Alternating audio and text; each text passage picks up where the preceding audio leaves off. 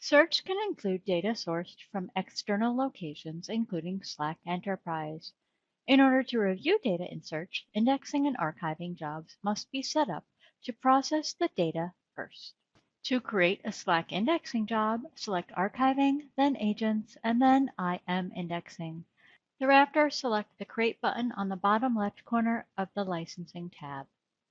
When the dialog box pops up regarding the source type, select Slack Enterprise from the drop-down. Then input a name for the indexing job and click Create. Now that your Slack indexing job has been set up, select it on the left-hand side from the navigation tree.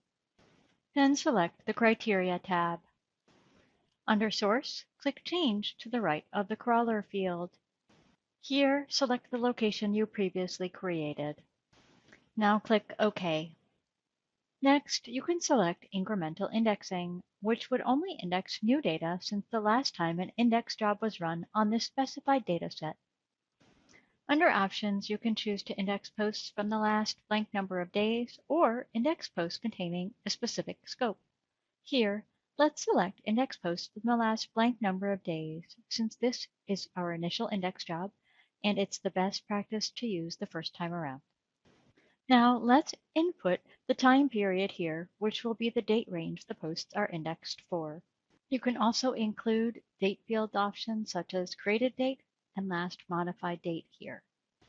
Under Workplace Selection, you can choose to index posts from all workspace channels, index posts from only certain workspaces and channels, or to exclude posts from certain workspaces and channels.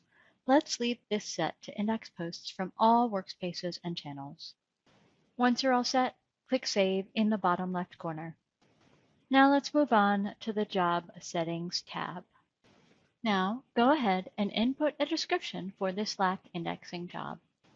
Next, you can set a job priority with normal being the default. If jobs are running concurrently, making this selection will determine which job in the queue is selected by the job manager. The next step is choosing a mode for this job. The options are continuous, pause, or pause and delete. Continuous indexes continually without interruption. Pause stops indexing after the initial index is created, and pause and delete will stop and then delete the existing index. Choose continuous here. The last option is users. We are going to choose to index all users from this location. However, if you uncheck the box, you can choose specified users only. Once all selections have been made, click Save in the bottom left corner of the Job Settings tab.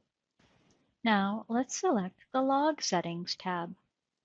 Here you can select certain settings if you want to receive logs that will help with troubleshooting. After making your selections, click Save in the bottom left to save all configurations. This concludes the video on how to configure a Slack indexing job.